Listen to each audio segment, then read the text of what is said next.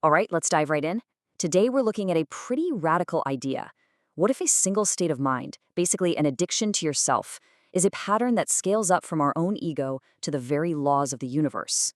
I know, it's a huge claim. But this framework suggests that our deepest internal state is somehow connected to fundamental physics.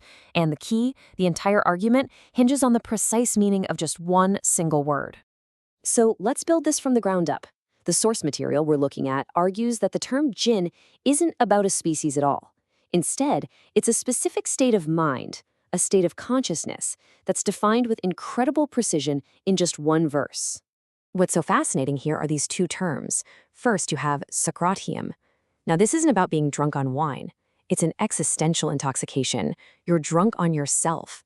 Then you have yaʿmahūn, which isn't just ignorance. It's a kind of inner blindness where you literally can't tell truth from falsehood because your own ego is in the way. So when you boil this whole complex idea down, what do you get? Just one thing: self-intoxication. That's it. That's the core of this entire state. And this really gets to the heart of the problem, doesn't it? It's not that you don't know something. It's that you are absolutely certain you're right. But that certainty is built on nothing. Nothing but your own ego. In this state, the self basically crowns itself as the ultimate judge of reality. So how does this actually, show up? Well, the source points to two really clear signs. You hear it on the tongue, that classic arrogance of comparison. I am better than him.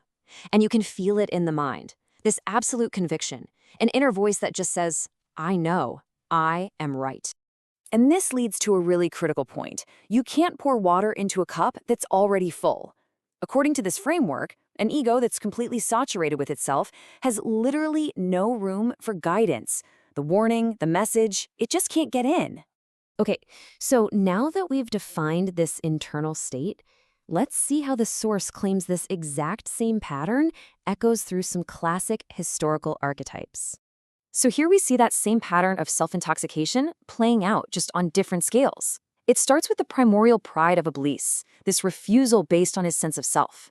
And it echoes down to the political tyranny of Pharaoh, who uses his material wealth as proof that he's a god.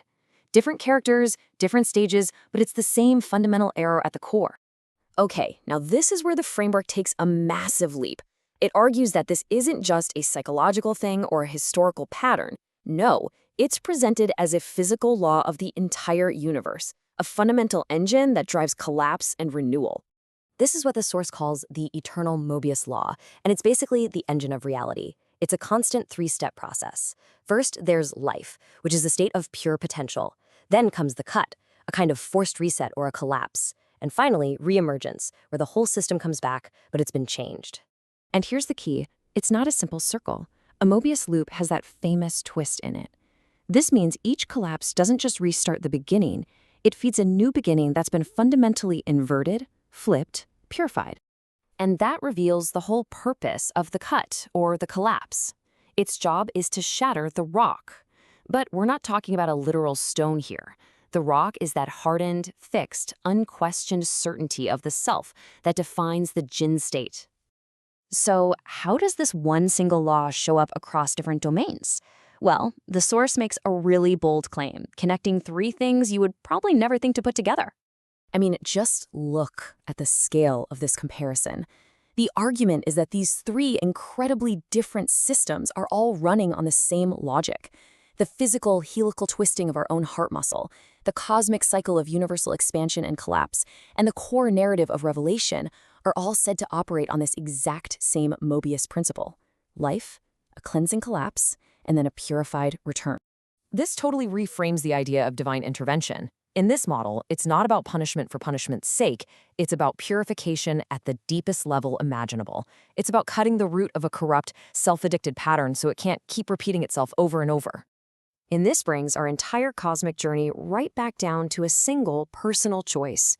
See, Jinn isn't about what you are, your origin, your substance. It's about the function you give your own consciousness. Do you submit to a truth outside of yourself, or does yourself become the final judge of truth? So here it is, the ultimate conclusion from this source.